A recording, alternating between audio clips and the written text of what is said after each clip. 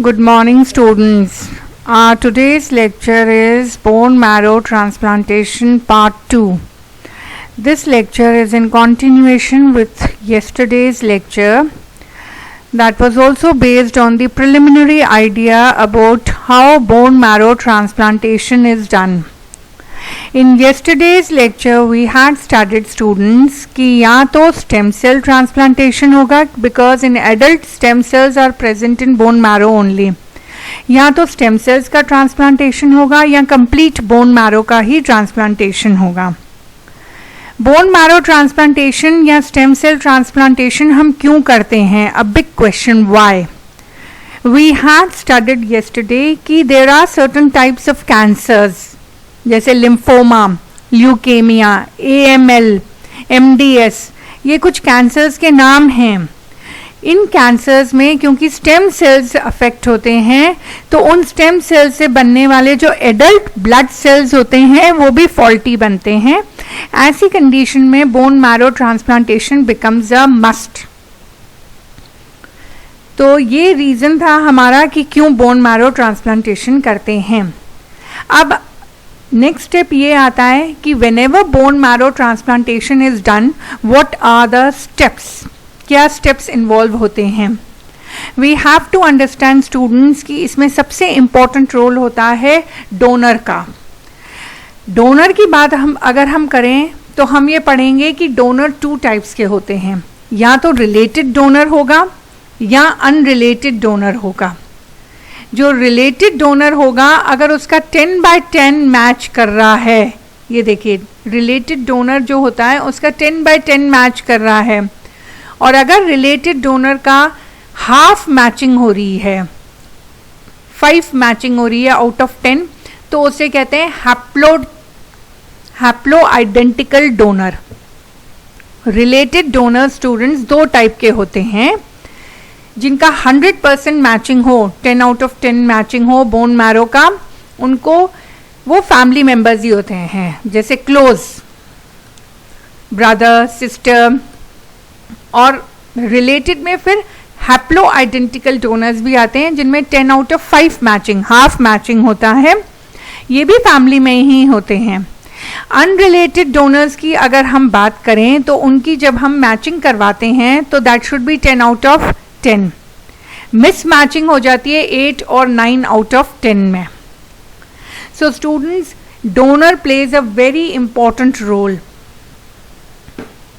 क्योंकि डोनर के ही बेसिस पे graft versus host disease reaction भी होता है. तो डोनर आज के लेक्चर में हम पढ़ेंगे 2 टाइप के होते हैं, related and unrelated donors. Now यही हम कह रहे हैं कि what do we mean when we say that someone is a match, क्योंकि ये बोन मैरो ट्रांसप्लांटेशन का फर्स्ट स्टेप होता है. फर्स्ट स्टेप का मतलब होता है कि डोनर की मैचिंग कैसे कर रहे हैं हम. इसमें again I am emphasising, blood matching नहीं होती है. Matching means HLA लोकाय. HLA लोकाय क्या होता है स्टूडेंट्स? Human lymphocyte antigen. इस ह्यूमन लिम्फोसाइट एंटीजन के 6 मेन लोकाय होते हैं जो हमने मेंशन किए हैं स्लाइड में, A, B, C, DP, DQ, DR on each set of chromosome. तो कितने हो गए टोटल? 12. 5 ऑफ 6 इन 6 लोकाय में से 5 लोकाय यानी टोटल 10 इंपॉर्टेंट होते हैं, क्योंकि ये लोकाय पेयर में हैं. तो 6 लोकाय मतलब टोटल 12 हुए. इन 6 लोकाय में से 5 लोकाय जो होते हैं यानी 10 इंपॉर्टेंट होते हैं. इसीलिए हम कहते हैं 10 आउट ऑफ 10 फुल मैच होता है, 8 या 9 out of 10 is a mismatch, and 5 out of 10 is half match, जिसे हम हैप्लो कहते हैं. नाउ हमने कहा कि बोन मैरो ट्रांसप्लांटेशन के जब हम स्टेप्स पढ़ते हैं स्टूडेंट्स, तो फर्स्ट स्टेप आता है मैचिंग, डोनर को ढूंढना. अब आपको समझ में आया कि ये मैचिंग क्या होती है. ब्लड मैचिंग नहीं है, this is the matching of HLA, human lymphocyte antigen की मैचिंग की जाती है बोन मैरो ट्रांसप्लांटेशन में. वो हमने समझ लिया. सेकेंड स्टेप होता है जो हमारा रिसिपिएंट होता है, जो उस बोन मैरो को रिसीव कर रहा है। एक बार आपको डोनर मिल गया, फर्स्ट स्टेप होता है डोनर को ढूंढना। सेकेंड स्टेप है जो पेशेंट है जो रिसीव कर रहा है उस ऑर्गन को, उसको हम कंडीशनिंग कीमोथेरेपी देते हैं। In the last class also students I had emphasized कि chemotherapy is different and conditioning chemotherapy is different. What do you mean by this? जब कीमोथेरेपी दी जाती है वो कैंसर पेशेंट्स को दी जाती है जिनमें कैंसर का डायग्नोसिस हो चुका है, उनमें आइडेंटिफाई हो गया है कि इस पेशेंट को कैंसर है, उसको कीमोथेरेपी दी जाती है। कंडीशनिंग कीमोथेरेपी हम स्टेम सेल ट्रांसप्लांट के पहले देते हैं, हर किसी को स्टेम सेल ट्रांसप्लांट के पहले। क्यों दी जाती है conditioning chemotherapy? What is the purpose? The first purpose is that अगर उस पेशेंट को पिछले 4-5 सालों में भी कोई भी डिजीज हुआ हो और उस डिजीज का 1% भी सिम्टम बॉडी में लेफ्ट ओवर हो तो उसको रिमूव किया जाए, ताकि बोन मैरो ट्रांसप्लांटेशन के दौरान बोन मैरो रिजेक्शन नहीं हो सके। तो removal of any left over disease. Second purpose of conditioning chemotherapy is that कि it makes room for the donor cells, donor cells के लिए जगह बनती है। और तीसरा और मोस्ट इंपॉर्टेंट है, होस्ट या पेशेंट का इम्यून सिस्टम सप्रेस हो जाता है। तो इन 3 रीजंस की वजह से जिन भी पेशेंट्स में हम स्टेम सेल ट्रांसप्लांटेशन कर रहे हैं उनमें हम सबसे पहले कंडीशनिंग कीमोथेरेपी करते हैं। Now what do you mean by the dream transplant? Good stuff, bad stuff, इसका क्या मतलब है स्टूडेंट्स?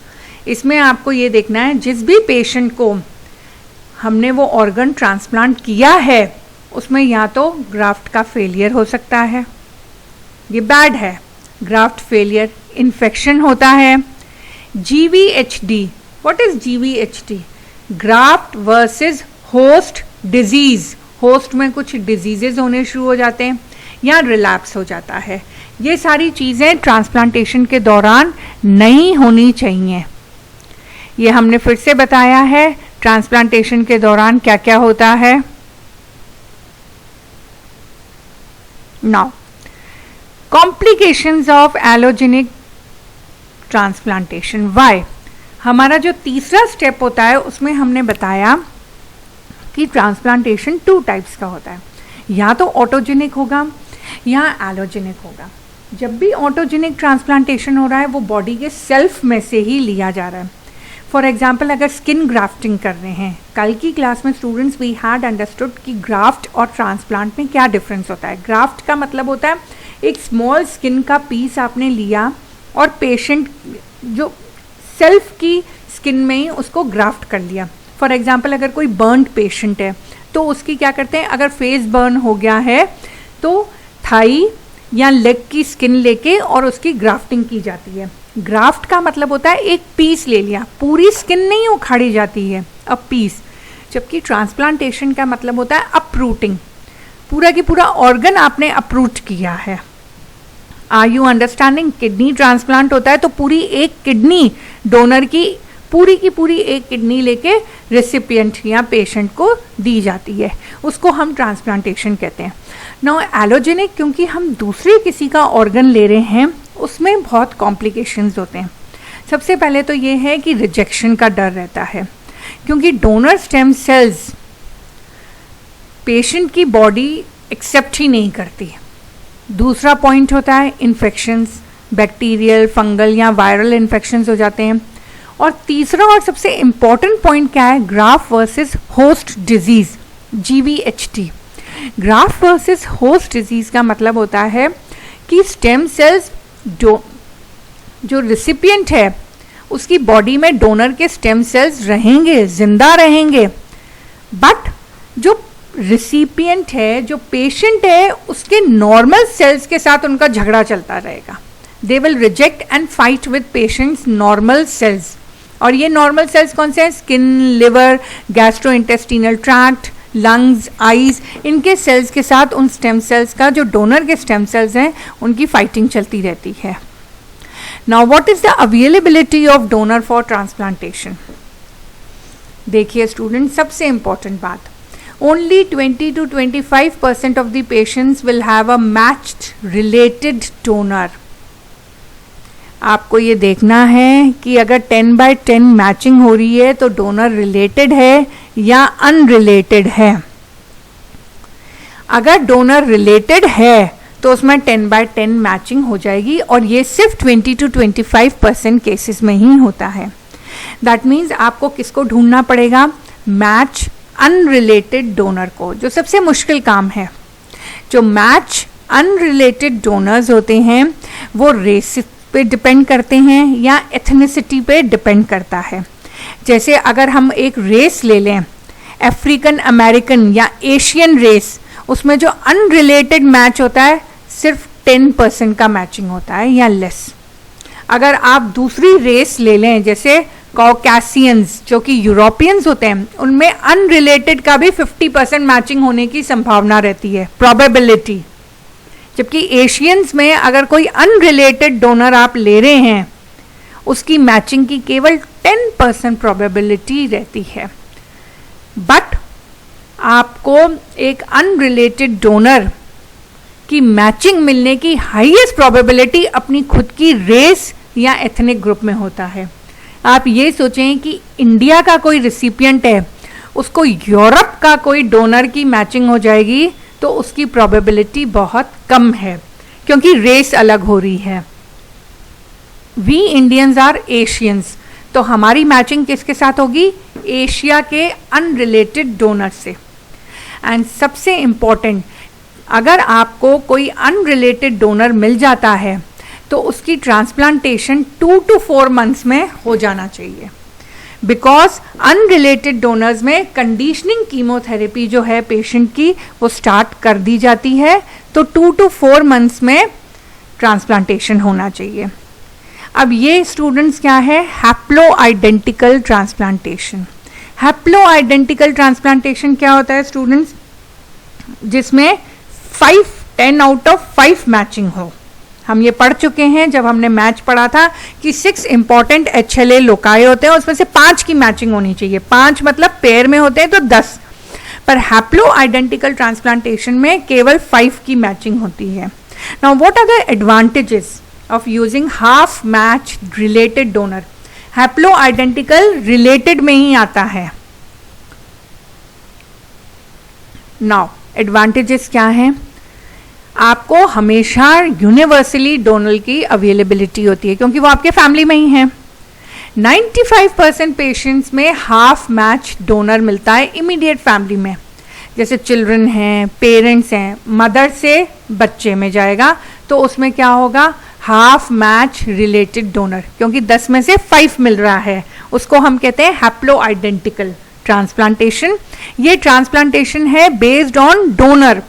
डोनर 2 तरीके के होते हैं स्टूडेंट्स, मैच एंड अनमैच। जो अनमैच हैं उसके बारे में हमने समझ लिया कि वो हमसे कहीं रिलेटेड नहीं है। जो मैच डोनर है वो हमसे रिलेटेड है और उसमें 10 में से 5 मिल रहा है, तो वो कौन होगा? पेरेंट्स से चिल्ड्रन। ठीक है, इसमें जो ट्रांसप्लांटेशन होता है हम 2 weeks के अंदर कर सकते हैं, एंड डोनर की अवेलेबिलिटी हमेशा ही रहती है। इसका फायदा ये रहता है क्योंकि वो आपका फैमिली मेंबर है। ये हैप्लो आइडेंटिकल डोनर का पिक्चर हमने बताया है कि देखिए पेरेंट्स, मॉम डैड, उससे जो चाइल्ड है, क्योंकि उसमें हाफ मैचिंग हो रही है, एक मदर का आ गया लोकाय, एक फादर का लोकाय आ गया, तो 10 में से 5 मैचिंग हो जाएगी, तो इसको हम कहते हैं haplo identical donor. So students, this is all about bone marrow transplantation. हमें अच्छे से समझना होगा कि जब भी बोन मैरो ट्रांसप्लांटेशन करते हैं हमारा पहला स्टेप होता है डोनर को ढूंढना, और हमने समझा कि डोनर 2 टाइप के होते हैं, रिलेटेड एंड अनरिलेटेड। फिर उनमें हम मैचिंग करवाते हैं। रिलेटेड में अगर 10/10 मैचिंग हो रही है, वेरी गुड। 10/5 मैचिंग हो रही है तो हैप्लो आइडेंटिकल डोनर। उसके बाद जो नेक्स्ट स्टेप होता है वो होता है कंडीशनिंग कीमोथेरेपी का। कंडीशनिंग कीमोथेरेपी देने के बाद ही ट्रांसप्लांटेशन किया जाता है। और जब भी ट्रांसप्लांटेशन होगा वो 2 टाइप्स का होगा, ऑटोजिनस यानी खुद की बॉडी का ही, या फिर एलोजीनस यानी किसी और का लेके किया जाए. So this was all about bone marrow transplantation.